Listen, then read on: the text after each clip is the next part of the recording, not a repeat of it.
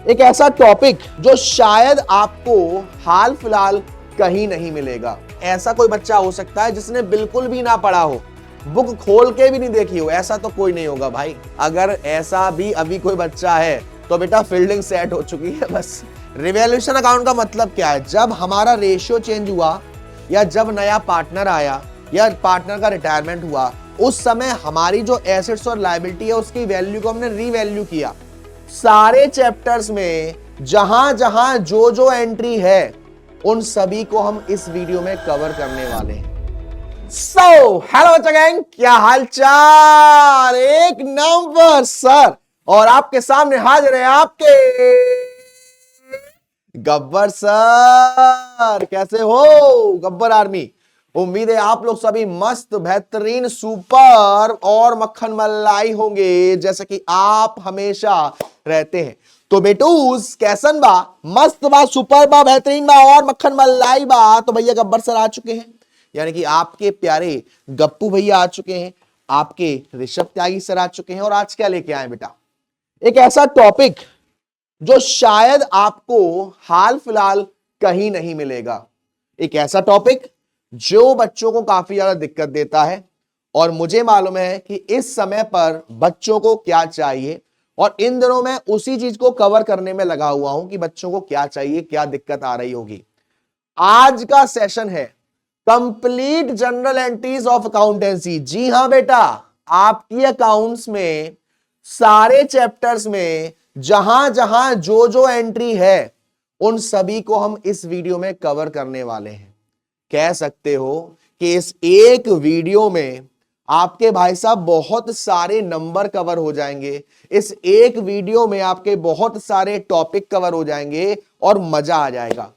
तो लास्ट में जब आप ये पूरी वीडियो देख लो तो बताना मत भूलना कि ये नया एक तरीके का प्यारा सा वीडियो जो भाई ने सोचा कि ये होना चाहिए आप लोगों के लिए, कैसा रहा आपके लिए। तो स्टार्ट करते हैं complete general entries of accountancy class 12th। चलो बेटा जी, सबसे पहले शुरुआत होती है कहां से? शुरुआत होती है आपका chapter number 1 fundamental of partnership. आपको मालूम होगा फंडामेंटल ऑफ पार्टनरशिप में आपको profit and loss appropriation account बनाना पड़ता है और उसकी जनरल एंट्री पास करनी पड़ती है। Profit and loss account, profit and loss appropriation account, partners capital account, ये कुछ ऐसे अकाउंट है कि इनमें कुछ चीजें इनमें प्रॉफिट लॉस एप्रोप्रिएशन में भी आती है और कुछ चीजें इनमें से पार्टनर्स कैपिटल का भी पार्ट बनती हैं। तो चलिए हम समझते हैं। सबसे पहले आपको कौन कौन सी चीजें कहां कहां आनी है। ये आपके सामने दे रखा है एक profit and loss appropriation account. बेटा profit and loss appropriation account एक नॉमिनल नेचर का अकाउंट है। Debit all expenses and losses, credit all income and gains. Profit and loss appropriation account कौन बनाता है बेटा? फर्म बनाती है। तो बेटा जो भी चीजें प्रॉफिट एंड लॉस एप्रोप्रिएशन की डेबिट साइड में आती है, मतलब जैसे पार्टनर्स को सैलरी दी, फर्म के लिए वो क्या है? खर्चा है, डेबिट साइड में डाला।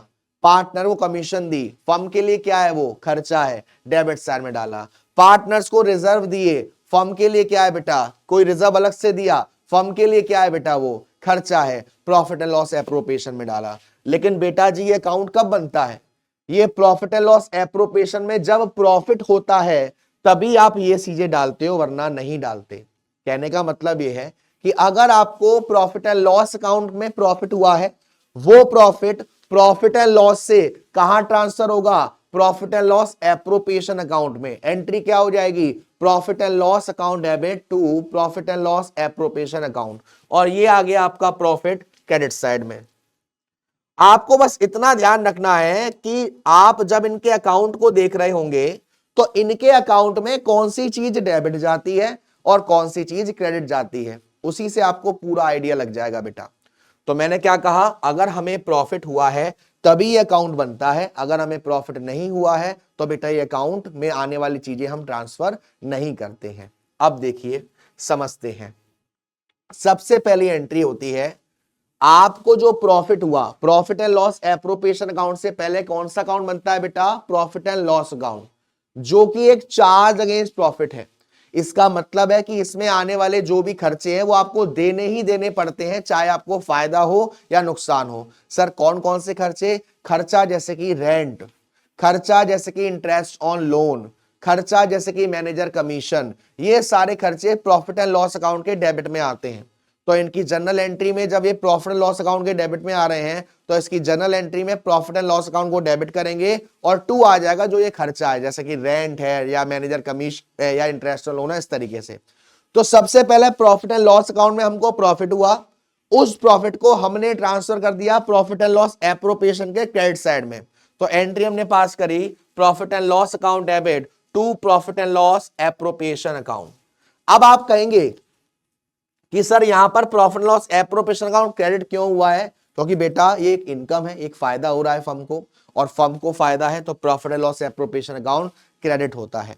मैं आपको एक अप्रोच के बारे में बताता हूं, वैसे आपको शायद पता ही होगा, क्योंकि मुझे नहीं लगता कि अब हमारे क्लास 12th का ऐसा कोई बच्चा हो सकता है जिसने बिल्कुल भी ना पढ़ा हो, बुक खोल के भी नहीं देखी हो। ऐसा तो कोई नहीं होगा भाई, ऐसा तो कोई नहीं होगा। अगर ऐसा भी अभी कोई बच्चा है तो बेटा फील्डिंग सेट हो चुकी है, बस अब फील्डिंग सेट हो चुकी है, ध्यान रखना। तो ये आपका क्लियर अप्रोच है। C stands for capital, L stands for liability, E stands for expenses, A stands for assets और R stands for revenue या फिर इनकम। अब यहां पर जो कैपिटल है, जो लायबिलिटी है, जो इनकम है, ये जब भी इंक्रीज होगी बेटा, इनको चाहे आप जनरल एंट्री पास करो, चाहे आप इनका अकाउंट बनाओ, चाहे आप इनका लेजर बनाओ, क्रेडिट साइड में जाएगा, और डिक्रीज होगी तो डेबिट साइड में जाएगा। ऐसे ही एसेट्स और एक्सपेंसेस अगर ये इंक्रीज होते हैं तो जनरल एंट्री में डेबिट साइड जाएगा, या लेजर में भी या अकाउंट में भी, और डिक्रीज होते हैं तो क्रेडिट साइड जाएगा। तो हमने सबसे पहले नेट प्रॉफिट को ट्रांसफर कर दिया profit and loss appropriation account में। अब देखो बेटा, सबसे पहले हम पार्टनर को इंटरेस्ट दे रहे हैं। इंटरेस्ट किसको मिल रही है? पार्टनर को। देखो बेटा, ये आपका profit and loss appropriation account जो कि कौन बना रही है? फर्म बना रही है। ये आपका पार्टनर्स कैपिटल अकाउंट, ये आपका पार्टनर्स कैपिटल अकाउंट, ये आपका पार्टनर्स कैपिटल अकाउंट का डीआर, और ये पार्टनर्स कैपिटल अकाउंट का सीआर। ये आपका प्रॉफिट एंड लॉस एप्रोप्रिएशन का डीआर और ये आपका प्रॉफिट एंड लॉस एप्रोप्रिएशन का सीआर। अब मेरे प्यारे प्यारे बच्चों ध्यान से सुनना। सबसे पहला टॉपिक है इंटरेस्ट ऑन कैपिटल। सर ये क्या होता है? जब भी मालिक बिजनेस में पैसा लगाता है इन द फॉर्म ऑफ कैपिटल तो उसे इंटरेस्ट भी चाहिए होती है बेटा, और ये इंटरेस्ट कौन देता है? फर्म देता है। तो पार्टनर्स कैपिटल अकाउंट में अगर ऐसी कोई भी चीज आ रही है जिससे उसकी कैपिटल इंक्रीज हो जाएगी तो पार्टनर्स कैपिटल के क्रेडिट साइड में आएगा, और डिक्रीज हो जाएगी तो पार्टनर्स कैपिटल के डेबिट साइड में आएगा। अगर पार्टनर को इंटरेस्ट ऑन कैपिटल दी जा रही है बेटा जी, तो पार्टनर्स कैपिटल की जो पार्टनर्स की कैपिटल है वो इंक्रीज हो जाएगी। तो interest on capital partners capital में कहां आएगा? क्रेडिट साइड में। अब आप इसको देखिए, इंटरेस्ट ऑन कैपिटल कहां आया है? पार्टनर्स कैपिटल के क्रेडिट साइड में। तो जनरल एंट्री में पार्टनर्स कैपिटल अकाउंट भी क्या होगा? क्रेडिट होगा, और डेबिट क्या होगा? Interest on capital. तो वही एंट्री यहां पर हुई है, interest on capital account debit to partners capital, narration interest on capital, allowing interest on capital. अब बेटा ये जो इंटरेस्ट ऑन कैपिटल है वो कहां से दी है? प्रॉफिट में से, जिसके लिए आपने क्या बनाया? Profit and loss appropriation account. Firm के पॉइंट ऑफ व्यू से अगर आप देखोगे तो इंटरेस्ट ऑन कैपिटल क्या है बेटा? फर्म के लिए एक एक्सपेंस है। कहां डाला होगा इंटरेस्ट ऑन कैपिटल को? डेबिट साइड में। अब यहां पर अगर आप इसकी एंट्री पास करोगे तो इंटरेस्ट ऑन कैपिटल आपने कहां डाला है? डेबिट साइड में। तो जनरल एंट्री में profit and loss appropriation account को डेबिट करूंगा और टू इंटरेस्ट ऑन कैपिटल। इसी तरीके से मान लीजिए पार्टनर की सैलरी है, मान लीजिए पार्टनर की सैलरी है, सैलरी से भी पार्टनर्स की कैपिटल इंक्रीज हो जाएगी। तो पार्टनर्स कैपिटल में सैलरी कहां जाएगा बेटा? क्रेडिट साइड में। और यहां पर एक खर्चे की तरह कहां जाएगा? डेबिट साइड में। तो अगर मैं आपसे इसकी एंट्री पूछूं तो क्या होगी बेटा? Salary account debit to partners capital. और इसकी पूछूं तो क्या होगी, profit and loss appropriation account debit to salary. अब सपोज आपने ये अकाउंट बनाया और इसमें आपको प्रॉफिट हुआ, ये प्रॉफिट किसको बांटा जाएगा, पार्टनर्स को। कहां पर आएगा, क्रेडिट साइड में। क्या एंट्री हो जाएगी बेटा, profit and loss appropriation account debit to partners capital. पहले प्रॉफिट कहां से आया, प्रॉफिट एंड लॉस अकाउंट से, कहां गया, प्रॉफिट एंड लॉस एप्रोप्रिएशन में। अब प्रॉफिट कहां से आ रहा है, प्रॉफिट एंड लॉस एप्रोप्रिएशन से, कहां जा रहा है, पार्टनर्स कैपिटल में। ठीक है, इसी तरीके से कभी कभी जब पार्टनर अपने निजी खर्चे के लिए फर्म में से पैसा निकालता है, जैसे हम ड्राइंग्स कहते हैं, उस पर वो इंटरेस्ट ऑन ड्राइंग्स भी देता है, जो कि अगर आप पार्टनर्स कैपिटल अकाउंट को देखें तो वो जाता है पार्टनर्स कैपिटल अकाउंट के डेबिट साइड में। तो अगर मैं इसकी एंट्री आपसे पूछूं तो क्या हो जाएगी, इंटरेस्ट ऑन ड्राइंग्स डेबिट हुआ है ना, तो partners capital account debit to interest on drawing. और ये फर्म के पॉइंट ऑफ व्यू से एक इनकम है, तो यहां पर आएगा इंटरेस्ट ऑन ड्राइंग। अब अगर मैं इसकी एंट्री पूछूं तो क्या हो जाएगी बेटा, इसकी एंट्री हो जाएगी interest on drawings account debit to profit and loss appropriation.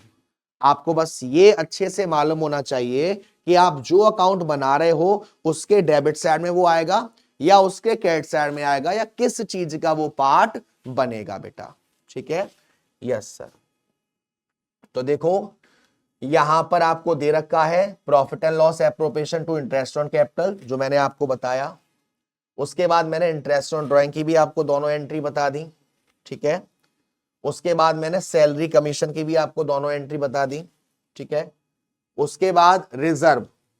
Reserve आपसे कभी कभी बोला जाता है कि जो आपको प्रॉफिट हो रहा है ना, उसमें से इतना पैसा आप रिजर्व की फॉर्म में डाल दीजिए। तो जाहिर सी बात है रिजर्व भी हमारा प्रॉफिट एंड लॉस एप्रोप्रिएशन के डेबिट साइड में आता है, तो जनरल एंट्री में भी profit and loss appropriation account debit to reserve, इस तरीके से। ठीक है, चलो ये हमने प्रॉफिट बांट दिया।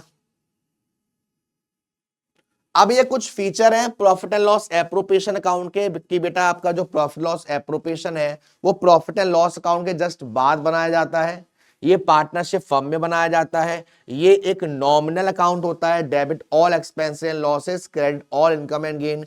ये एक तरीके से डिस्ट्रीब्यूशन करने के लिए बनाया जाता है कि हमारा जो प्रॉफिट हुआ है वो किस तरीके से किस पार्टनर को कितना बांटा जाएगा या बांटा जाना चाहिए।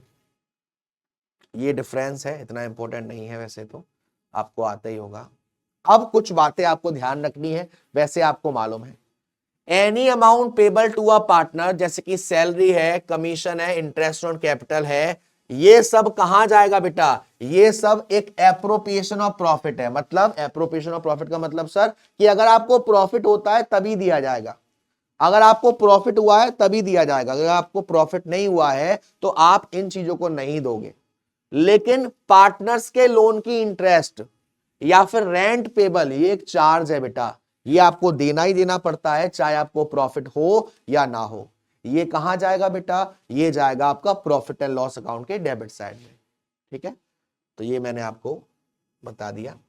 चलिए अब आता है interest on partners loan to the firm. देखो बेटा ध्यान से सुनना मेरी बात को, एक है प्रॉफिट एंड लॉस अकाउंट और एक है लोन अकाउंट। ये आपके लोन का डेबिट साइड और ये आपके लोन का क्रेडिट साइड। ये आपके प्रॉफिट एंड लॉस अकाउंट का डेबिट साइड और ये आपके प्रॉफिट एंड लॉस अकाउंट का क्रेडिट साइड। अब मेरे प्यारे बच्चों, लोन दो तरह के हो सकते हैं, एक लोन जो पार्टनर ने फर्म को दिया और एक लोन जो फर्म ने पार्टनर को दिया।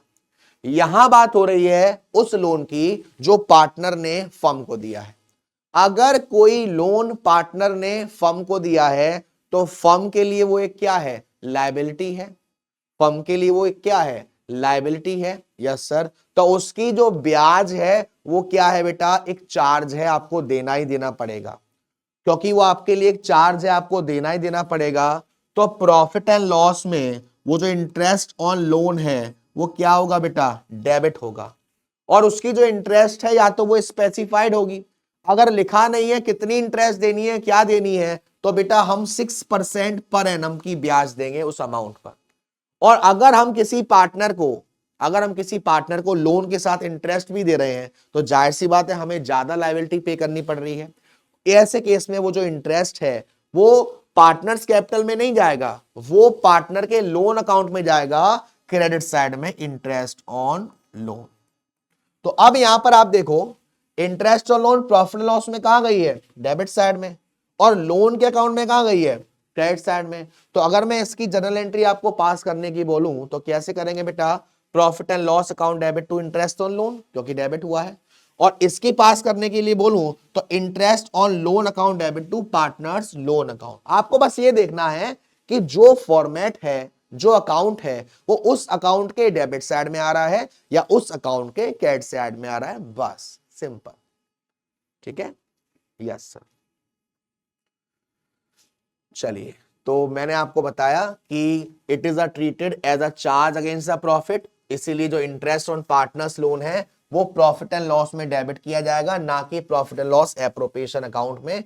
और आपको ये देना ही देना पड़ेगा चाहे आपकी फर्म को घाटा क्यों ना हो रहा हो। ठीक है, तो ये दो एंट्री बताई मैंने, interest on partners loan account debit to partners loan और profit and loss account debit to interest on partners loan. ठीक है, यस सर। चलिए, अब कभी कभी आपको पास्ट एडजस्टमेंट जो आपके फंडामेंटल और पार्टनरशिप में है वहां भी जनरल एंट्रीज देखने को मिलती हैं। अब वहां जनरल एंट्री कैसे होती है बेटा, आपको ये बातें ध्यान रखनी है। पास्ट एडजस्टमेंट में क्या होता है बेटा, पास्ट एडजस्टमेंट का मतलब है कि हमने सारे अकाउंट बना दिए और सारे अकाउंट को बनाने के बाद हमने देखा कि पार्टनर से जो इंटरेस्ट लेनी थी वो ली नहीं, या ज्यादा ले ली या कम ले ली, पार्टनर्स को इंटरेस्ट ऑन ड्राइंग दी नहीं या कम दे दिया, ज्यादा दे दिया, पार्टनर को सैलरी नहीं दी, पार्टनर को कमीशन नहीं दिया। ऐसे केस में आपको देखना है कि क्या प्रॉफिट गिवन है, और अगर प्रॉफिट गिवन है क्या उसको रॉन्ग रेशियो में बांटा है। अगर प्रॉफिट को रॉन्ग रेशियो में बांटा है तभी आप प्रॉफिट को लेंगे साथ में, वरना नहीं लेंगे। अब क्या करेंगे, अब आपको यह देखना है गलती क्या हुई है। आपने पार्टनर को सैलरी नहीं दी, सैलरी दे दो। आपने पार्टनर को इंटरेस्ट ऑन कैपिटल नहीं दिया, दे दो। आपने पार्टनर को कमीशन नहीं दिया, दे दो। ये पार्टनर्स के कहां जाते हैं, पार्टनर्स कैपिटल अकाउंट में। तो ये सारी चीजें पार्टनर्स के कैपिटल अकाउंट में क्रेडिट होगा। अब ये सारी चीजें करने के बाद फर्म को क्या होगा, लॉस होगा बेटा। तो जाहिर सी बात है लॉस कौन झेलेगा, पार्टनर्स, अपने रेशियो में। तो ये जो लॉस है जो हमें सैलरी कमीशन को देने के बाद हुआ है वो पार्टनर्स कैपिटल के डेबिट साइड में जाएगा। अब हमें वहां पर देखना होता है बेटा कि पार्टनर्स का डेबिट साइड का बैलेंस ज्यादा है या पार्टनर्स का क्रेडिट साइड का बैलेंस ज्यादा है। ठीक है, तो जिस साइड का बैलेंस ज्यादा है एडजस्टमेंट एंट्री में, जनरल एंट्री में हम उसको वहीं पर ट्रांसफर कर देते हैं बेटा जी। ठीक है, चलो आइए, accounting treatment of goodwill when there is change in the profit sharing ratio of existing partner, chapter number 2, change in profit sharing ratio. जब भी पार्टनर अपने रेशियो में चेंज करता है बेटा तो जाहिर सी बात है कुछ पार्टनर को सेक्रीफाइस होता है, कुछ पार्टनर को गेन होता है। सर सेक्रीफाइस का मतलब क्या होता है, सेक्रीफाइस का मतलब होता है कि उन्हें पहले शेयर ज्यादा मिल रहा था अब कम मिलेगा। गेन का मतलब होता है उन्हें पहले कम मिल रहा था अब ज्यादा मिलेगा। तो जो पार्टनर गेन कर रहा है या जिसका रेशियो गेनिंग रेशियो आ रहा है उसकी जिम्मेदारी बनती है बेटा कि वो जो पार्टनर सेक्रीफाइस कर रहा है उसे कुछ ना कुछ पैसा दे in the form of compensation, और वो पैसा दिया जाता है गुडविल में से। तो वो गुडविल आपको कैलकुलेट करनी पड़ती है बेटा, जिसके लिए आपके पास बहुत सारे मेथड थे। अब इसकी एंट्री क्या होती है बेटा, जो पार्टनर गेन कर रहा है उसको हम डेबिट करते हैं, gaining partners capital account debit, और जो पार्टनर सेक्रीफाइस कर रहा है उसका अकाउंट हम क्रेडिट करते हैं, sacrificing partners credit.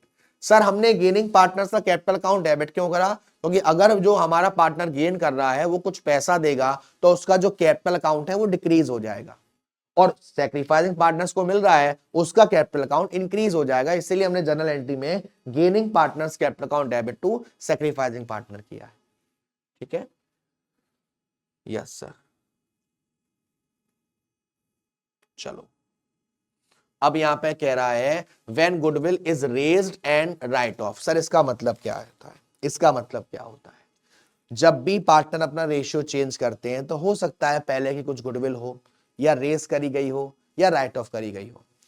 Sometimes partner decide that goodwill is raised and then write off. In such a case, the goodwill account is closed immediately. पहले हम गुडविल को बढ़ाएंगे, गुडविल को बढ़ाएंगे तो बेटा गुडविल हमारी एसेट्स है, गुडविल अकाउंट डेबिट, और टू पार्टनर्स कैपिटल अकाउंट, ठीक है, ओल्ड रेशियो में बांट देंगे। और जब हम इसको राइट ऑफ करेंगे तो इस एंट्री को जस्ट उल्टा कर देंगे, partners capital account debit to goodwill new ratio में। आपको बस ये देखना है कि जो पुरानी गुडविल थी और अब जब हम राइट ऑफ कर रहे हैं ओल्ड माइनस न्यू में, तो डिफरेंस क्या आ रहा है, उस डिफरेंस को देखने के लिए हम ऐसा करते हैं बेटा, ठीक है। चलिए, हाँ जी, अब जब भी पार्टनर अपने रेशियो को चेंज करते हैं तो उस रेशियो को चेंज करते वक्त बहुत सारी ऐसी चीजें होती हैं जो बांटी नहीं गई हैं। बहुत सारे रिजर्व हो सकते हैं, बहुत सारे एक्यूमुलेटेड प्रॉफिट हो सकते हैं। तो उसमें केस होता है, केस 1, जहां पर पार्टनर एग्री है कि भैया जो भी रिजर्व है, जो भी फायदा है, जो भी नुकसान है, हम अपने पार्टनर्स कैपिटल अकाउंट में ट्रांसफर करने के लिए रेडी हैं।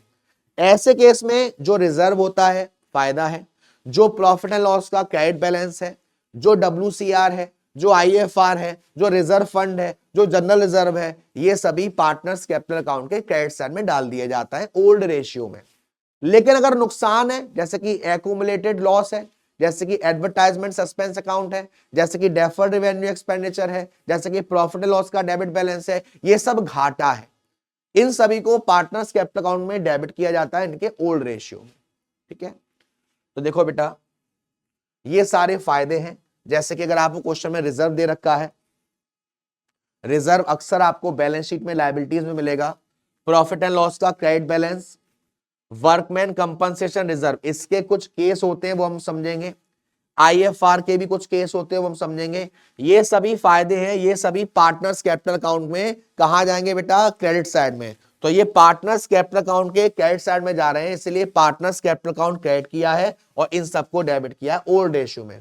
अगर कोई घाटा होता, अगर कोई घाटा होता, जैसे कि प्रॉफिट एंड लॉस अकाउंट का डेबिट बैलेंस होता, डेफर्ड रेवेन्यू एक्सपेंडिचर होता, एडवर्टाइजमेंट सस्पेंस अकाउंट होता, ये सभी घाटे हैं। ऐसे केस में पार्टनर्स कैपिटल अकाउंट को डेबिट करेंगे टू प्रॉफिट एंड लॉस और टू डेफर्ड रेवेन्यू एक्सपेंडिचर इनके ओल्ड रेशियो में बेटा, ठीक है। Yes sir. अब यहां पर कुछ केस आता है। सबसे पहला है बेटा वर्कमैन कंपनसेशन रिजर्व। सर ये वर्कमैन कंपनसेशन रिजर्व क्या होता है? बेटा वर्कमैन कंपनसेशन रिजर्व हम बनाते हैं अपने वर्कर्स के लिए, हमारे एम्प्लॉयज के लिए। अगर उनके साथ कुछ दुर्घटना हो गई, उनका कोई एक्सीडेंट हो गया, उन्होंने कुछ क्लेम कर दिया कि भैया हमें इतने पैसा चाहिए, तो पैसा कहां से लाएंगे? उस पैसे के लिए हम बनाते हैं वर्कमैन कंपनसेशन रिजर्व। तो बेटा जी अगर कोई क्लेम नहीं आया है तो आपको कुछ पैसा किसी को देना ही नहीं है, ये सारा का सारा पैसा हम पार्टनर्स में बांट देंगे। WCR account debit to partners capital in old ratio. तो अगर कोई क्लेम नहीं आया है तो ये सारा का सारा पैसा हम पार्टनर से बांट देंगे, WCR debit to partners capital account in old ratio. अगर कोई क्लेम आया है, अगर कोई क्लेम आया है लेकिन क्लेम कम है, रिजर्व ज्यादा है, अगर कोई क्लेम आया है और क्लेम कम है, रिजर्व ज्यादा है, सपोज हमारे पास रिजर्व है 50,000 रुपए का और क्लेम आ गया 20,000 रुपए का, तो बेटा कितना पैसा भी हमारे पास बच गया? 30,000 रुपए का। तो बेटा 20,000 तो जाएगा प्रोविजन में और 30,000 पार्टनर्स को बांट दिया जाएगा। एंट्री क्या हो जाएगी? WCR account debit to provision for workman compensation claim और to partners capital old ratio. और देखो यहां पर एग्जाम्पल में भी कह रहा है, और ये हमने एंट्री पास करी, workman compensation reserve account debit to provision for workman compensation claim और टू पार्टनर्स कैपिटल। अगर ऐसा हो जाए कि जितना क्लेम है उतना ही रिजर्व हो बेटा, जितना ही क्लेम है उतना ही रिजर्व हो, 50,000 का आपके पास रिजर्व है, 50,000 का ही आपके पास क्लेम आया है, ऐसे केस में क्या करेंगे बेटा? ऐसे केस में जो रिजर्व है उसका सारा पैसा हम कहां डाल देते हैं? प्रोविजन में। ऐसे केस में जो रिजर्व है उसका सारा पैसा हम कहां डाल देते हैं? प्रोविजन में एंट्री क्या हो जाएगी बेटा, workman compensation reserve account debit to provision for workman compensation claim. Sir क्या ऐसा हो सकता है कि रिजर्व से ज्यादा क्लेम आ जाए? हो सकता है बेटा। ऐसे केस में हमें लॉस हो गया, ऐसे केस में हमें लॉस हो गया, और ये लॉस कहां जाएगा, रिवैल्यूएशन अकाउंट में। यानी कि एंट्री ये जो हो रखी है यहां पर डेबिट में रिवैल्यूएशन और आ जाएगा जितना क्लेम रिजर्व से ज्यादा है, और ये जो लॉस है वो पार्टनर्स झेलेंगे। तो दो एंट्री होंगी, एक ये वाली हो जाएगी, एक हो जाएगी partners capital account debit to revaluation. ठीक है, तो यहां पर कह रहा है क्लेम वाला, तो देखो पहली एंट्री हमने ये करी जहां पर रिवैल्यूएशन को हमने डेबिट किया है क्योंकि हमें लॉस हुआ है। दूसरे एंट्री में उस लॉस को पार्टनर झेल रहे हैं अपने ओल्ड रेशियो में। इसी तरीके से बेटा होता है आपका आईएफआर, जैसा आपका WCR होता है वैसे ही आपका आईएफआर होता है, इन्वेस्टमेंट फ्लक्चुएशन रिजर्व। अब सर इसमें क्या होता है, आईएफआर बनाया गया है इन्वेस्टमेंट के लिए। जब भी हम कभी मार्केट में इन्वेस्टमेंट करते हैं तो बेटा वो इन्वेस्टमेंट की वैल्यू फ्लक्चुएट होती रहती है, घटती है बढ़ती है। तो वो जो वैल्यू घट बढ़ रही है उसको मेंटेन करने के लिए हम एक अलग से रिजर्व बना के रखते हैं जिसको बोलते हैं आईएफआर, इन्वेस्टमेंट फ्लक्चुएशन रिजर्व। तो अगर बुक वैल्यू और मार्केट वैल्यू दोनों सेम है, ना ही वैल्यू कम हुई है ना ही वैल्यू बढ़ी है, तो ऐसे केस में आईएफआर सारा का सारा हम बांट देंगे। किस में बांट देंगे बेटा, पार्टनर्स में। एंट्री क्या हो जाएगी, IFR account debit to partners capital account in old ratio, ये वाली एंट्री। दूसरा case, when market value of investment is less than the book value. देखो बेटा जो आपकी मार्केट वैल्यू है वो बुक वैल्यू से कम है, बट इसमें केस होते हैं, जो मार्केट वैल्यू जितनी कम हुई है क्या उससे ज्यादा हमारे पास रिजर्व है। देखो केस होते हैं, पहला case, fall in the value is less then IFR, यानी कि जो मार्केट वैल्यू कम हुई है क्या उससे ज्यादा हमारे पास रिजर्व है, अगर है तो एंट्री क्या हो जाएगी, IFR account debit to investment और टू पार्टनर्स कैपिटल अकाउंट। अगर हमारा जितना मार्केट वैल्यू कम हुई है उतना ही हमारे पास रिजर्व है तो पार्टनर्स को बांटने के लिए कुछ बचा ही नहीं, एंट्री क्या हो जाएगी, IFR account debit to investment. अगर हमारे पास भाई साहब रिजर्व से भी ज्यादा नुकसान हो गया तो हमें नुकसान हो गया, IFR account debit revaluation account debit to partners capital, और इस रिवैल्यूएशन के लॉस को पार्टनर्स झेलेंगे, partners capital account debit to revaluation. लेकिन कभी कभी आपको जो मार्केट वैल्यू बढ़ जाती है, कभी कभी आईएफआर की जरूरत ही नहीं पड़ेगी, मार्केट वैल्यू बढ़ गई तो जो मार्केट वैल्यू बढ़ी वो फायदा कहां जाएगा, रिवैल्यूएशन में, investment account debit to revaluation, और फिर revaluation account debit to partners capital, और फिर जो आईएफआर है IFR account debit to partners capital, इस तरीके से। ठीक है, ये रही एंट्री, ये रही एंट्री रिवैल्यूएशन वाली, ये रही आपकी मार्केट वैल्यू वाली। नेक्स्ट टॉपिक, सेकंड टॉपिक क्या है, सेकंड टॉपिक ये है कि जो भी रिजर्व है, जो भी प्रॉफिट है, जो भी लॉस है, change in profit sharing ratio के टाइम पर पार्टनर उसको अपने पार्टनर्स कैपिटल अकाउंट में बोलने नहीं दे रहे हैं, पार्टनर्स उसको अपने पार्टनर्स कैपिटल अकाउंट में डालने के लिए मना कर रहे हैं, भैया हम अपने पार्टनर्स कैपिटल में नहीं डालेंगे, जैसा है वैसा पड़ा रहने दो। अब मेरी बात समझो, अगर पहले बटता तो ओल्ड रेशियो में बटता, अब इन फ्यूचर बटेगा तो न्यू रेशियो में बटेगा, तो यहां भी वो सेम लॉजिक करेंगे हम लोग बेटा, सेक्रीफाई रेशियो निकालने वाला, old ratio minus new ratio formula लगाएंगे, जो पार्टनर सेक्रीफाइस कर रहा है उसको हम कर देंगे क्रेडिट, और जो पार्टनर गेन कर रहा है उसको हम कर देंगे डेबिट, और इस तरीके से हम लोग पूरा अपना आराम से कैलकुलेशन करते हैं। क्लियर बेटा सभी को, अच्छे से क्लियर सभी को, चलो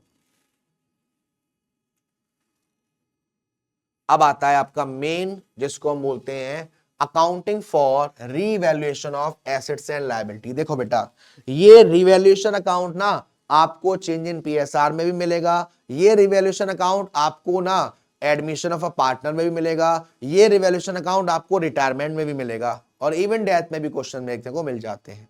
रिवैल्यूएशन अकाउंट का मतलब क्या है, जब हमारा रेशियो चेंज हुआ या जब नया पार्टनर आया या पार्टनर का रिटायरमेंट हुआ, उस समय हमारी जो एसेट्स और लायबिलिटी है उसकी वैल्यू को हमने रीवैल्यू किया और देखा कि हमें फायदा हो रहा है या नुकसान हो रहा है, क्योंकि हमें जो चेंज हो रहा है इससे पहले जो भी प्रॉफिट था लॉस था वो हमें अपने हिसाब से लगाना है। तो रिवैल्यूएशन अकाउंट को हम बेटा profit and loss adjustment account भी बोलते हैं और ये एक नॉमिनल नेचर का अकाउंट होता है, यानी कि debit all expenses and losses, credit all income and gain. एक तो ये तरीका है इसको समझने का। दूसरा तरीका ये है, मैं बात करूं एसेट्स की, अगर मेरी एसेट्स डिक्रीज हो रही है तो रिवैल्यूएशन में डेबिट साइड जाएगा क्योंकि घाटा है, और अगर मेरी एसेट्स इंक्रीज हो रही है तो रिवैल्यूएशन के क्रेडिट साइड जाएगा, मेरा फायदा है। अब बेटा घाटा रिवैल्यूएशन के डेबिट साइड आ रहा है तो एंट्री क्या हो जाएगी, revaluation account debit to assets account. फायदा रिवैल्यूएशन के क्रेडिट साइड आ रहा है, एंट्री क्या हो जाएगी, assets account debit to revaluation. अगर मेरी लायबिलिटी बढ़ती है मेरे लिए घाटा है, कहां आएगा, रिवैल्यूएशन के डेबिट साइड में, एंट्री क्या हो जाएगी, revaluation account debit to liability. अगर लायबिलिटी डिक्रीज होती है तो कहां आएगा, फायदा है, रिवैल्यूएशन के क्रेडिट साइड में, एंट्री क्या हो जाएगी, liability account debit to revaluation. अगर कोई ऐसी लायबिलिटी है जिसको मैं रिकॉर्ड करना भूल गया, अनरिकॉर्डेड लायबिलिटी, कहां जाएगी बेटा, डेबिट साइड में, नुकसान है, एंट्री क्या होगी, revaluation account debit to unrecorded liability. और अगर कोई ऐसी एसेट्स है जिसको मैं रिकॉर्ड करना भूल गया, अनरिकॉर्डेड एसेट्स है, कहां जाएगी, रिवैल्यूएशन के क्रेडिट साइड में, एंट्री क्या हो जाएगी बेटा, unrecorded assets account debit to revaluation. ठीक है, तो यहां पर देखो जो मैंने आपको बताया, अगर मेरी एसेट्स डिक्रीज होती है revaluation account debit to assets, अगर मेरी एसेट्स इंक्रीज होती है assets account debit to revaluation. ये सारी चीज जो मैंने अभी आपको बताई सारी एंट्री वही है। चलो, ये अकाउंट है, ये अकाउंट है, रिवैल्यूएशन का ये फॉर्मेट है अकाउंट का। अगर आपसे क्वेश्चन में बोले कि प्रिपेयर रिवैल्यूएशन अकाउंट, तो इस तरीके से बनाया जाता है, debit side all expense and losses, credit side all income and gain. ठीक है, चलिए बेटा जी, अब आता है आपका chapter number 3, admission of a partner. अब एडमिशन ऑफ अ पार्टनर में सबसे पहला कंसेप्ट आता है गुडविल का। जब नया पार्टनर आता है तो कैपिटल लेके आता है और गुडविल लेके आता है। सर गुडविल क्यों लेके आता है, जब नया पार्टनर आया तो उसकी वजह से पुराने पार्टनर्स ने कुछ सेक्रीफाइस किया जिसकी वजह से उसे हिस्सा मिलेगा नए पार्टनर को।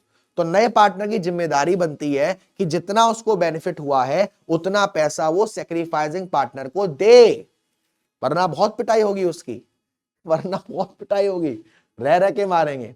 तो उसमें केस होता है, पहला होता है when the amount of goodwill premium is paid privately, मतलब जो आपका पार्टनर है उसने गुडविल का जो अमाउंट है वो प्राइवेटली पे कर दिया है। ऐसे केस में एंट्री क्या होगी बेटा, ऐसे केस में सिर्फ पार्टनर की कैपिटल लाने की एंट्री होगी, bank account debit to new partners capital account. ऐसे केस में सिर्फ आपके नए पार्टनर की कैपिटल लाने की एंट्री होगी, गुडविल की कोई भी एंट्री नहीं होगी। दूसरा, when the new partner bring his share of goodwill in cash, नया पार्टनर गुडविल लाया है कैश में, तो इसी एंट्री में यहां पर टू प्रीमियम फॉर गुडविल भी आ जाएगा और अगली एंट्री में इस गुडविल को हम पार्टनर्स में बांट देंगे, premium for goodwill account debit to sacrificing partner, जो पार्टनर सेक्रीफाइस कर रहा है उनके रेशियो में। कभी कभी क्वेश्चन में कहेगा कि पार्टनर ने डिसाइड किया है कि इस गुडविल को हम बिजनेस में रिटेन रखेंगे, हम नहीं निकाल रहे, तो ये एंट्री हो जाएगी। बट कभी कभी आपसे क्वेश्चन में बोलेगा पार्टनर ने उस गुडविल को विड्रॉ कर लिया, या तो आधा या पूरा या 20% या 50%, तो बेटा जब इस गुडविल को विड्रॉ किया जाएगा पार्टनर्स के द्वारा तो फर्म के पास से पैसा जा रहा है, एंट्री क्या करेंगे, partners capital account debit to bank, क्योंकि हमारे पास से पैसा जा रहा है। कभी कभी आपको ऐसे ही क्वेश्चन में एक गुडविल ऑलरेडी अपीयर्स दे रखी होगी और आपसे बोला जाएगा गुडविल ऑलरेडी अपीयर्स, ऐसे केस में उस गुडविल को आपको पहले राइट ऑफ करना पड़ेगा, नुकसान है, तो old partners capital account debit to goodwill in old ratio. कभी कभी हो सकता है when the new partner does not bring his share of goodwill in cash, कभी कभी हो सकता है नया पार्टनर अपनी गुडविल को कैश में लाया ही नहीं हो, तो बेटा ऐसे केस में यहां पर गुडविल की कोई एंट्री नहीं होगी और बांटेंगे, लेकिन यहां पर प्रीमियम फॉर गुडविल नहीं आएगा, यहां पर उस नए पार्टनर का करंट अकाउंट डेबिट होगा, यहां पर उस नए पार्टनर का करंट अकाउंट डेबिट होगा। क्लियर बेटा सभी को? आई होप सो मजा आ रहा होगा सेशन में भी, प्लस काफी सारी चीजें सीखने को मिल रही होंगी आपको। देखो बेटा पहला है, सॉरी पहले वाले में तो कोई एंट्री होनी नहीं है प्राइवेटली वाली में। उसके बाद मैंने बताया जब when the new partner bring his share of goodwill in cash, तो बेटा गुडविल को लाने की entry bank account debit to premium for goodwill, और उसके बाद गुडविल को बांटने की एंट्री सैक्रिफाइसिंग रेशियो में। ठीक है, yes sir. When goodwill premium brought in by the new partner is withdrawn, जो पार्टनर गुडविल लेके आया उस गुडविल को पुराने पार्टनर्स ने या सैक्रिफाइसिंग पार्टनर से विड्रॉ कर लिया, निकाल लिया, तो ये मैंने आपको बताया था old partners capital account debit to bank, क्योंकि जब वो गुडविल ला रहा है तो अभी पैसा आ रहा है बैंक, तो जब वो निकाला जाएगा तो अभी पैसा जा रहा है, इसलिए बैंक को हमने क्रेडिट किया है। कभी कभी आपसे बोलेगा गुडविल ऑलरेडी अपीयर्स, तो उसको आप राइट ऑफ करोगे। ऐसे केस में क्या होगा बेटा, ऐसे केस में old partners capital account debit to goodwill account in old ratio. ठीक है, चलो बेटा जी। उसके बाद मैंने पार्टनर्स करंट अकाउंट का आपको बता ही दिया।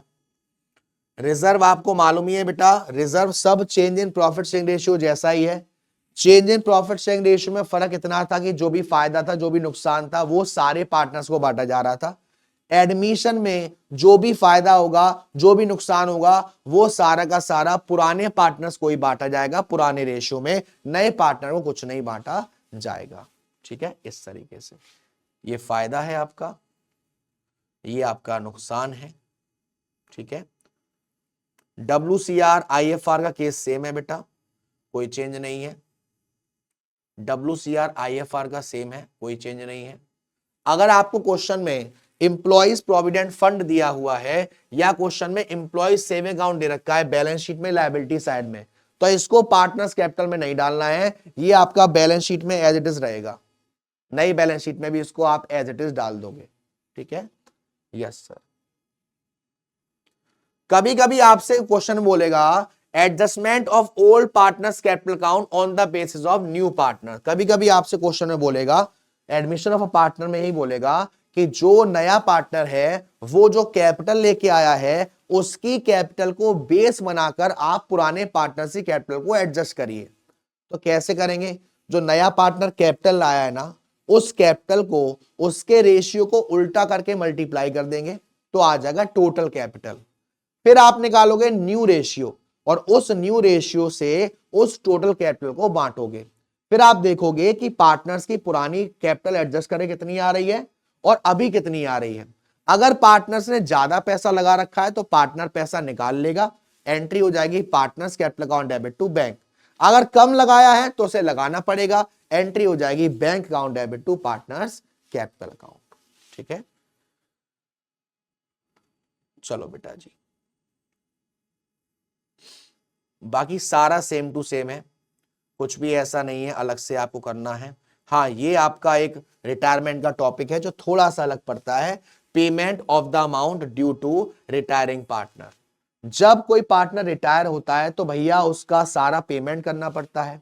अगर आपने उसको पैसा, if the amount is paid in cash और बाय चेक, अगर आपने उसको पैसा कैश से या चेक से दिया है तो आपके पास से पैसा गया किसके पास, रिटायरिंग पार्टनर के पास, एंट्री होती है retiring partners capital account debit to cash या बैंक। अगर आपने पैसा दिया नहीं है तो वो पैसा सारा का सारा उसके लोन अकाउंट में ट्रांसफर हो जाएगा, एंट्री हो जाएगी retiring partners capital account debit to retiring partners loan account. ठीक है, चलिए, और ये आपको याद रखना है बेटा कि जो भी पार्टनर रिटायर हुआ है, जब रिटायर हुआ है और जब तक आपने उसका पेमेंट नहीं दिया तब तक उसको 6% की इंटरेस्ट मिलती रहेगी बेटा। अलग से बोला है तो अलग बात है। अब आता है आपका डिसोल्यूशन, और डिसोल्यूशन में आप बनाते हो रियलाइजेशन अकाउंट। अब आता है आपका डिसोल्यूशन, और डिसोल्यूशन में आप बनाते हो रियलाइजेशन अकाउंट। सर डिसोल्यूशन क्या होता है? डिसोल्यूशन में जो पार्टनर्स की फर्म है वो डिसॉल्व हो रही है, डिसोल्यूशन में जो पार्टनर्स की फर्म है वो खत्म हो रही है। तो यहां पर बेटा पार्टनर ने डिसाइड किया या कोर्ट ने ऑर्डर किया कि भैया अपनी फर्म को खत्म करो, डिसॉल्व करो, तो फर्म के पास बहुत सारी एसेट्स होती है और बहुत सारी लायबिलिटी होती है। एसेट्स या तो बेच दी जाएगी या पार्टनर ले जाएगा, लायबिलिटी या तो पे करी जाएगी या पार्टनर पे करेगा।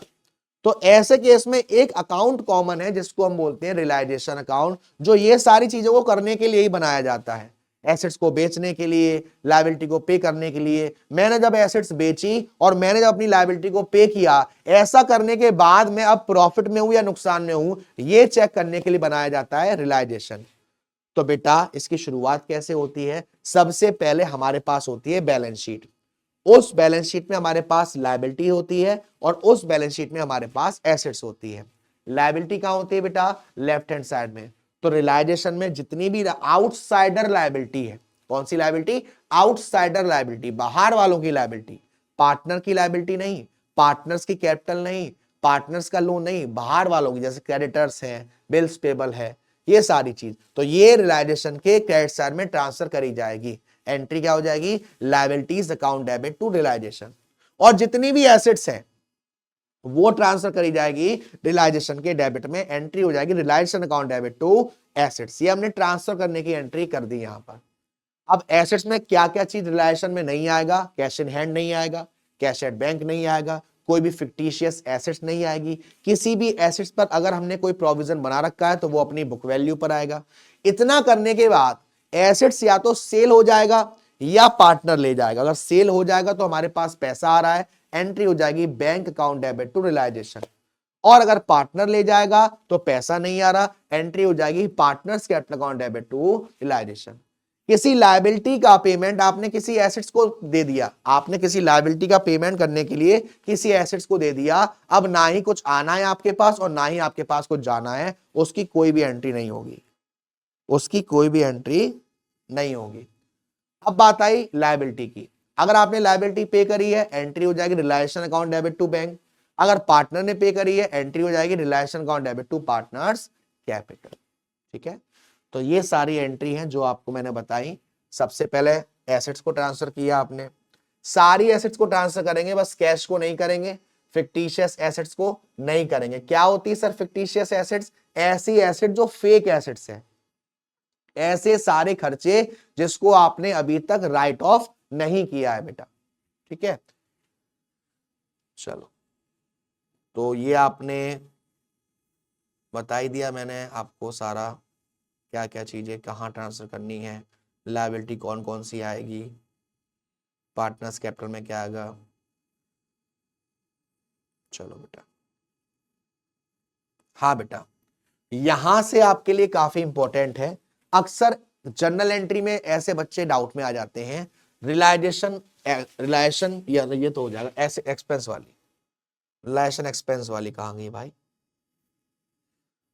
ये वाली बेटा, for payment of realisation expenses. Realisation expense क्या होता है बेटा? जब हम ये रियलाइजेशन करवा रहे हैं तो उसमें हमारा कुछ खर्चा होगा, उस खर्चे को हम बोलते हैं रियलाइजेशन एक्सपेंसेस। अब यहां पहला पॉइंट कह रहा है when expense are paid by the firm. अगर फर्म ने खर्चा पे किया है तो realisation account debit to cash या बैंक अकाउंट। अगर पार्टनर ने खर्चा पे किया है, when expense of realisation are paid by a partner on behalf of the firm, firm के बिहाफ पर पार्टनर ने पैसा दे दिया, तो एंट्री हो जाएगी realisation account debit to partners capital account. ठीक है, यस सर।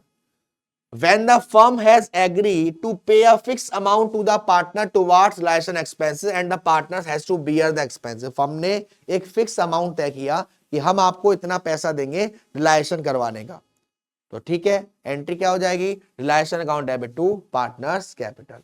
यहां पर वही पैसा आएगा जो फर्म ने कहा है कि हम आपको इतना देंगे, पार्टनर ने कितना खर्चा पे किया उससे मतलब नहीं है। ठीक है, यस सर। उसके बाद when relation expense are to be borne by the partner, partner को देने थे खर्चे लेकिन दिए किसने? फर्म ने। तो भैया फर्म ने एक तरीके से खर्चे किसको पे कर दिए? पार्टनर्स को। तो फर्म की लायबिलिटी कम हुई, partners capital account debit to cash या बैंक। खर्चे पार्टनर को ही देने थे और पार्टनर ने ही दिए, तो बेटा कोई भी एंट्री पास नहीं होगी। No entry will be pass if the expenses are to be borne and paid by the partner out of his pocket. उसको देने थे, उसने ही दिए, कोई एंट्री पास नहीं होगी। ठीक है, यस सर। आइए आगे बढ़ते हैं, ये तो आपका हो जाएगा।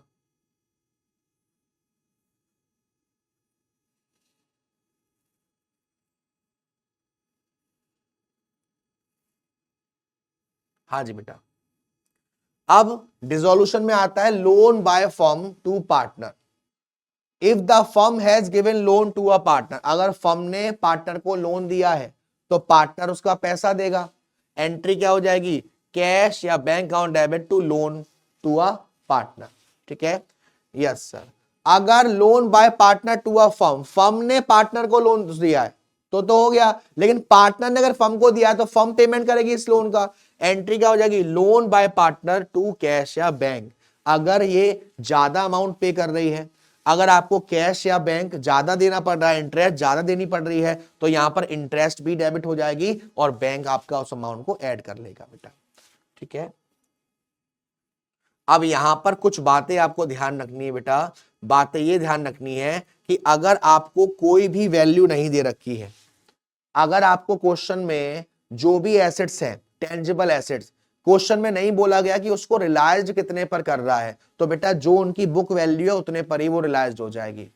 लेकिन अगर वो गुडविल है यानी कि इंटेंजिबल एसेट्स है और क्वेश्चन में मेंशन नहीं है कि इंटेंजिबल एसेट्स कितने पर रिलाइज हो रहा है, तो बेटा वो शून्य हो जाएगा, वो कुछ भी रिलाइज नहीं होगा। यहां पर आपका पहला पार्ट कंप्लीट पार्टनरशिप हो गया। अब दूसरा पार्ट आता है आपका शेयर्स का, इश्यू ऑफ शेयर, जिसमें बच्चे बहुत परेशान रहते हैं। देखो बेटा, इश्यू ऑफ शेयर्स में कंपनी शेयर्स को इश्यू करती है और उनके पास दो ऑप्शन होते हैं, या तो वो लमसम पर इश्यू करे या फिर वो इंस्टॉलमेंट पर इश्यू करे। लमसम का मतलब सारा का सारा पैसा एक बार में आ जाएगा और सारे के सारे शेयर्स एक बार में चले जाएंगे। इंस्टॉलमेंट का मतलब होता है टुकड़ों में, टुकड़ों में यानी किस्तों में। किस्त की जो हमारी किस्त होती है, पहली किस्त हमारी फर्स्ट कॉल, दूसरी किस्त हमारी सेकंड कॉल, तीसरी किस्त हमारी थर्ड कॉल, लास्ट किस्त हमारी फाइनल कॉल। तो बेटा ये जो हमारी एंट्रीज है ना, ये आपकी जो कंपनी शेयर इशू करती है उसमें आपको एप्लीकेशंस होती हैं, अलॉटमेंट होता है, फर्स्ट कॉल होता है, सेकंड कॉल होता है एंड फाइनल कॉल होता है, और इन सब की दो दो एंट्री होती है। ये जो शेयर एप्लीकेशन है, शेयर अलॉटमेंट है, शेयर फर्स्ट कॉल है, शेयर सेकंड कॉल है, शेयर फाइनल कॉल है, बेटा ये सभी के सभी पर्सनल अकाउंट है। और पर्सनल अकाउंट का रूल क्या होता है, debit the receiver credit the giver. जब भी ये लोग हमें पैसा दे रहे हैं तो share application, share allotment, share first call, इन सबको हम क्रेडिट करेंगे। जब भी इनके पास शेयर जा रहा है तो इन सबको डेबिट करेंगे। शेयर एप्लीकेशन डेबिट करेंगे, शेयर अलॉटमेंट डेबिट करेंगे, शेयर फर्स्ट कॉल डेबिट करेंगे, शेयर सेकंड कॉल डेबिट करेंगे। एप्लीकेशन की पहली एंट्री में पैसा आता है, बाद में शेयर जाता है, तो पहली एंट्री हो गई bank account debit to share allotment. यहां पर मैंने बैंक को डेबिट क्यों करा, क्योंकि मेरे पास पैसा आ रहा है। शेयर एप्लीकेशन पर्सनल अकाउंट है, क्रेडिट द गिवर। अब इनको हम शेयर देंगे तो एंट्री हो जाएगी share application account debit to share capital, share application account debit to share capital. ठीक है, yes sir, share application account debit to share capital. ऐसे ही अगर मैं अलॉटमेंट की एंट्री पास करूं तो अलॉटमेंट में पहली एंट्री ये होगी, share allotment account debit to share capital, bank account debit to share allotment. First call की बात करूं तो share first call account debit to share capital, bank account debit to share first call. सिर्फ application वाले case में पहली entry पैसे वाली होती है बेटा। ठीक है, यस सर। चलिए, तो ये सारी सबकी बेसिक एंट्री है, सबकी दो दो एंट्री है। उसके बाद आता है बेटा सिक्योरिटी प्रीमियम। अब सर ये सिक्योरिटी प्रीमियम क्या होता है? सिक्योरिटी प्रीमियम का मतलब होता है बेटा जहां पर कंपनी जो शेयर्स दे रही है वो अपनी फेस वैल्यू से ज्यादा पर दे रही है। शेयर की कीमत 10 रुपए है लेकिन वो आपसे ले रही है 20 रुपए या 25 रुपए, 10 रुपए ज्यादा, 15 रुपए ज्यादा, तो इसको बोलते हैं हम सिक्योरिटी प्रीमियम। तो इसको जो शेयर जाने वाली एंट्री होती है ना, जैसे मान लो share allotment to share capital, या share first call account debit to share capital, या share second call account debit to share capital, उनमें क्रेडिट किया जाता है क्योंकि ये एक कैपिटल प्रॉफिट है और इसका इस्तेमाल हम बायबैक करने के लिए, प्रीलिमिनरी एक्सपेंस को राइट ऑफ करने के लिए, बोनस शेयर के लिए, इन सभी चीजों के लिए इस्तेमाल करते हैं सिक्योरिटीज प्रीमियम का। ठीक है, तो ये वाली एंट्री मैं आपको बता रहा था। अगर एप्लीकेशन पर है तो ऐसे, अगर अलॉटमेंट पे है तो ऐसे। अगर क्वेश्चन में कहीं भी मेंशन नहीं है कि कंपनी ने प्रीमियम का पैसा कहां पर लिया है, कैसे लिया है, कुछ भी मेंशन नहीं है, तो बेटा ऐसे केस में हम ये मान के चलेंगे कि वो पैसा सिक्योरिटीज प्रीमियम का अलॉटमेंट पर लिया जाएगा। ठीक है, यस सर। देन उसके बाद आता है बेटा issue of shares for consideration other than cash. अगर कंपनी शेयर्स को इशू कर रही है तो उसके पास दो ऑप्शन होता है, या तो वो पैसे ले ले या वो कुछ और ले ले। कुछ और में आता है या तो उन्होंने आपकी एसेट्स को परचेस किया है या उन्होंने आपके बिजनेस को परचेस किया है। अगर एसेट्स को परचेस किया है तो आपके पास एसेट्स आएगा, एंट्री हो जाएगी sundry assets account debit to vendor. और अगर आपने बिजनेस को परचेस किया है तो सारी एसेट्स को डेबिट करोगे, सारी लायबिलिटी को क्रेडिट करोगे और देखोगे डेबिट ज्यादा है या क्रेडिट ज्यादा है। अगर डेबिट ज्यादा है तो क्रेडिट में आ जाएगा कैपिटल रिजर्व, और अगर क्रेडिट ज्यादा है तो डेबिट में आ जाएगा गुडविल। उसके बाद हम इन वेंडर्स को पेमेंट करेंगे। अब वेंडर को जब हम पेमेंट करेंगे बेटा तो हम शेयर्स देंगे। अगर हम पार पर दे रहे हैं, जितने शेयर्स की वैल्यू उतने ही दे रहे हैं, तो एंट्री हो जाएगी vendor account debit to share capital. अगर प्रीमियम पर दे रहे हैं तो vendor account debit to share capital to security premium. अगर डिस्काउंट पर दे रहे हैं तो vendor debit discount debit to share capital, इस तरीके से। ठीक है, तो ये एंट्री है जो मैंने आपको बताई। अगला टॉपिक है कॉल सिनेरियर। कॉल सिनेरियर का मतलब क्या होता है बेटा? कॉल सिनेरियर का मतलब होता है कभी कभी हम लोग पैसा मांग रहे हैं, कभी कभी हम पब्लिक से पैसा मांग रहे हैं लेकिन पब्लिक पैसा नहीं दे रही है। हमने मांगा भैया पैसा दे दो, पब्लिक ने पैसा नहीं दिया, जितना मांगा था उतना नहीं दिया। तो जितना नहीं दिया वो हमारे लिए एक एक्सपेंस हो गया, नुकसान हो गया, उसे हम बोलते हैं कॉल सिनेरियर, जो कि जो बैंक वाली एंट्री होती है ना उसमें डेबिट किया जाता है। अब वो आपके ऊपर है, आप चाहो तो कॉल सिनेरियर को डेबिट करो, आप चाहो तो कॉल सिनेरियर को डेबिट मत करो, आपके ऊपर है बेटा। ठीक है, यस सर। यहां पे समझाने के लिए देखो मैंने क्वेश्चन लिया है, फर्स्ट कॉल पर 20,000 में से 1,000 रुपए नहीं आया, तो अगर आप कॉल सिनेरियर को शो नहीं करते तो ये एंट्री करोगे, और कॉल सिनेरियर को शो करते हो तो ये एंट्री करोगे। या कॉल सिनेरियर आपने दिखाया है, यहां कॉल सिनेरियर आपने नहीं दिखाया बेटा। ठीक है, चलो उसके बाद तो आपका ये मेन है जिसको हम बोलते हैं over subscription of shares. Sir over subscription of shares का मतलब क्या होता है? ओवर सब्सक्रिप्शन ऑफ शेयर्स का मतलब होता है बेटा कभी कभी हमारी कंपनी के पास ज्यादा शेयर्स आ जाते हैं, कंपनी ने जो शेयर्स निकाले उससे ज्यादा पब्लिक हमसे शेयर्स मांग रही है। ऐसे केस में क्या करेंगे? ऐसे केस में क्या हमको शेयर्स देंगे? नहीं देंगे बेटा। ऐसे केस में हम या तो उनके शेयर्स का पैसा वापस कर देंगे, या हम एडजस्ट कर देंगे, या हम दोनों कर देंगे। अगर हम शेयर्स का पैसा वापस करेंगे तो एंट्री हो जाएगी share application account debit to bank account, और अगर हम एडजस्ट करेंगे तो एंट्री हो जाएगी share application account debit to share allotment, और अगर हम दोनों करेंगे तो एंट्री हो जाएगी share application account debit to share allotment to bank. अक्सर जो एप्लीकेशन की सेकंड एंट्री होती है वहीं पर इसको एडजस्ट किया जाता है एप्लीकेशन पे। ठीक है, ताकि सारा का सारा हिसाब किताब वहीं पर ठीक हो जाए। अगर वापस करेंगे तो ये एंट्री, एडजस्ट करेंगे तो ये एंट्री, कंबाइन करेंगे तो इस तरीके से। ठीक है, चलो भाई। फिर आता है बेटा आपका forfeitures of shares. Sir forfeiture of shares क्या होता है? कॉल सिनेरियर हुआ, आपने पब्लिक से पैसा मांगा, पब्लिक ने पैसा नहीं दिया, आपने उन्हें नोटिस दिया 14 डेज का कि भैया आप हमें पैसे दे रहे हो नहीं दे रहे हो। उन्होंने कहा अच्छा पैसे मांग रही हो, हाँ नहीं देंगे, नहीं दे रहे पैसा वो, तो आपको गुस्सा आ गई, आपको गुस्सा आ गई और आपने उनके शेयर्स को कैंसिल कर दिया। ले अब बोल, शेयर कैंसिल कर दिया आपने। अब जब शेयर कैंसिल करोगे तो आपकी कंपनी की जो शेयर कैपिटल है वो टॉइंग हो जाएगी। क्या हो जाएगी? टॉइंग, यानी कि डिक्रीज हो जाएगी। तो ऐसे केस में शेयर कैपिटल को हम डेबिट करेंगे, और जो पैसा नहीं आया, सपोज अलॉटमेंट पर पैसा नहीं आया तो 2 share allotment, suppose first call पर पैसा नहीं आया तो 2 शेयर फर्स्ट कॉल, और जो आ चुका है टू शेयर फॉरफिचर। अगर हमने कॉल्सनरी के अकाउंट को मेंटेन किया है तो बेटा ना ही शेयर अलॉटमेंट आएगा ना ही शेयर कॉल आएगा, यहां सिर्फ कॉल्सनरी आ जाएगा, यानी एंट्री हो जाएगी share capital account debit to calls in arrear to share forfeiture. अगर आपने जिसका पैसा नहीं दिया उस पर प्रीमियम भी शामिल है तो share capital account debit security premium account भी डेबिट होगा। अब बेटा शेयर को फॉरफिट करने के बाद हम रीशूड करते हैं यानी कि सेल करते हैं, तो हमारे पास हमने दोबारा से शेयर्स को रीशूड किया, पैसा आया, एंट्री पास करी bank account debit to share capital.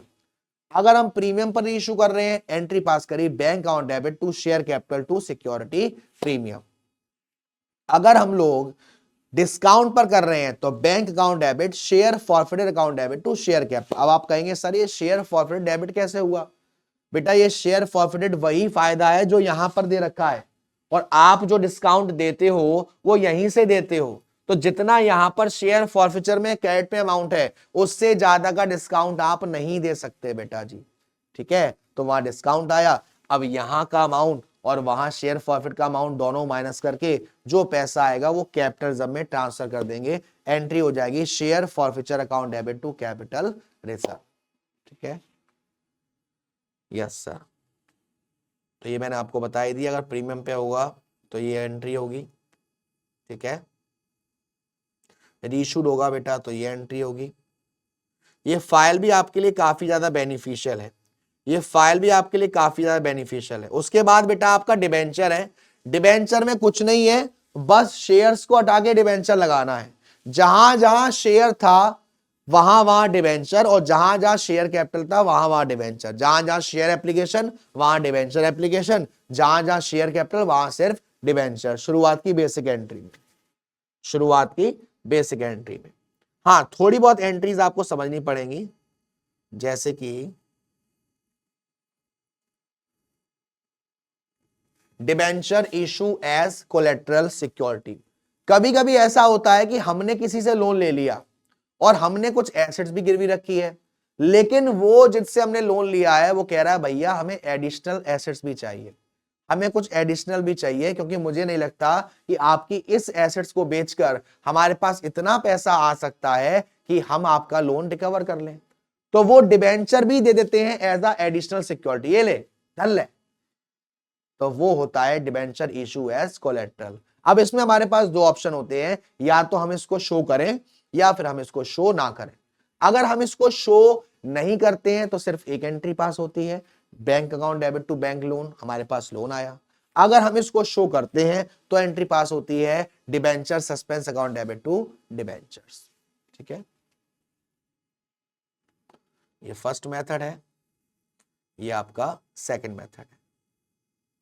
हाँ बेटा, रिडेम्पशन ऑफ डिबेंचर ये बहुत अच्छा है और आपके एग्जाम में बहुत ज्यादा चांस बनता है इससे क्वेश्चन आने का। इतने पर इशू, इतने पर रिडीम। देखो पहला कह रहा है when debenture issue at par redeem at par, हमने पार पर इशू करा, रिडीम भी पार पर करा, बेसिक एंट्री जो होती है वही हो जाएंगी combined, bank account debit to debenture application allotment, debenture application allotment to debenture, basic entry, कोई दिक्कत वाली बात नहीं। सेकंड केस, आपने डिबेंचर इशू करा डिस्काउंट पर और रिडीम करा पार पर, तो पहली एंट्री में वो पैसा आएगा जो एक्चुअल आया है, दूसरी एंट्री में डिस्काउंट हमारा डेबिट हो जाएगा, फर्क कुछ नहीं है। अगर हमने प्रीमियम पर इशू करा, अगर हमने प्रीमियम पर इशू करा, रिडीम पार पर कर रहे हैं, तो पहली एंट्री में कोई फर्क नहीं आएगा, पैसा जितना आया वो आएगा, दूसरी एंट्री में सिक्योरिटी प्रीमियम आपका क्रेडिट हो जाएगा। ये तो तीन बेसिक चीजें हैं, ये तीन बेसिक चीजें हैं जिसमें कोई दिक्कत नहीं आती। मेन दिक्कत आती है जब हम रिडीम करते हैं प्रीमियम पर। नेक्स्ट आपसे कह रहा है when debenture issue at par redeem at premium, तो पहली एंट्री तो बहुत सिंपल रहेगी, bank account debit to debenture application allotment, दूसरी एंट्री भी debenture application allotment account debit to debenture. लेकिन अब रिडेम्पशन पर प्रीमियम है, जब हम इन डिबेंचर का पेमेंट करेंगे तो हमें एक्स्ट्रा पैसा देना पड़ेगा जो कि फ्यूचर की लायबिलिटी है और उसको हम अभी से राइट ऑफ करेंगे, तो यहां पर एंट्री में क्रेडिट में प्रीमियम ऑन रिडेम्पशन क्रेडिट होगा और इसकी वजह से हमें एक लॉस हुआ, loss on issue of debentures, वो हमारा डेबिट होगा। तो यहां पर ये देखो एंट्री, पहली एंट्री कोई दिक्कत नहीं है, दूसरी एंट्री में यहां पर प्रीमियम ऑन रिडेम्पशन दिख गया और इसकी वजह से आपको क्या हो गया बेटा, लॉस हो गया, तो यहां पर आपने लिखा loss on issue of debentures, ठीक है। यस सर, अब पांचवा देखो, डिबेंचर इशू एट डिस्काउंट, तो पहली एंट्री में जितना पैसा आया वो, अब दूसरी एंट्री में डेबिट में डिस्काउंट भी होगा, डेबिट में लॉस भी होगा और क्रेडिट में प्रीमियम भी होगा। तो डेबिट में लॉस भी है, डेबिट में आपका डिस्काउंट कहां है भाई, अच्छा ये लॉस, ये जो 7 का लॉस है इसमें डिस्काउंट ऐड कर दिया है। आप चाहो तो ऐसा भी कर सकते हो, क्योंकि discount on issue of debenture भी एक लॉस है और ये भी लॉस है, तो आप चाहो तो कंबाइन कर सकते हो, आप चाहो तो अलग अलग भी शो कर सकते हो। ठीक है, नेक्स्ट है, आपने डिबेंचर को इशू करा प्रीमियम पर, रिडीम करा प्रीमियम पर, 2 प्रीमियम आ गए। दूसरी वाली एंट्री में 2 प्रीमियम आ जाएंगे बेटा, पहला आपका सिक्योरिटी प्रीमियम का और दूसरा आपका प्रीमियम ऑन रिडेम्पशन का। तो जो लॉस यहां पर हो रहा है वही यहां पर लॉस आ जाएगा। ये डिबेंचर का बहुत बहुत बहुत मोस्ट इंपोर्टेंट पार्ट कह सकते हो इस चैप्टर में, जो आने के चांसेस ज्यादा रहते हैं बेटा। ठीक है, यस सर। उसके बाद तो इंटरेस्ट ऑन डिबेंचर्स है और राइट ऑफ वाला बेसिक ही है फाइनली। तो ये आपके भाई की एक छोटी सी कोशिश थी, ताकि मैं पूरी अकाउंट्स में जो भी आप जर्नल एंट्रीज करते हो उनको वन गो में आपको अच्छे से समझा पाऊं, ताकि जो भी आपको इन रिलेटेड जर्नल एंट्रीज में दिक्कत आती है वो ना हो। तो आप जरूर बताइएगा बेटा कि ये वीडियो आपके लिए कितना हेल्पफुल है, और इन फ्यूचर आप ऐसी और वीडियोस की डिमांड करते हैं, और इन फ्यूचर आप और क्या एक्सपेक्ट करते हैं मेरे से कि सर इन टॉपिक्स पर काम होना चाहिए या ये टॉपिक्स पर वीडियो आनी चाहिए, तो उस पर भी हम देखेंगे। तो ये आपके लिए एक छोटी सी मेहनत थी, एक फाइल थी 200-250 पेजेस की, तो आपको वो फाइल भी मिल जाएगी हमारे सिद्धांत बैच, वो सॉरी हमारा जो विश्वास बैच है वहाँ फाइल मिल जाएगी। और फाइल में कोई दिक्कत आती है तो आप मुझे बताइएगा, मैं आपको गाइड कर दूंगा कैसे कहाँ मिलेगी। उम्मीद करता हूँ आपको पसंद आई होगी वीडियो। तो आज के लिए इतना ही, तब तक के लिए अपना ध्यान रखिएगा, खाना पीना खाते रहिएगा, माँ बाप का ध्यान रखिएगा। Tata bye bye, see you. Gabbar sir, Gabbar army, #rolla on the top।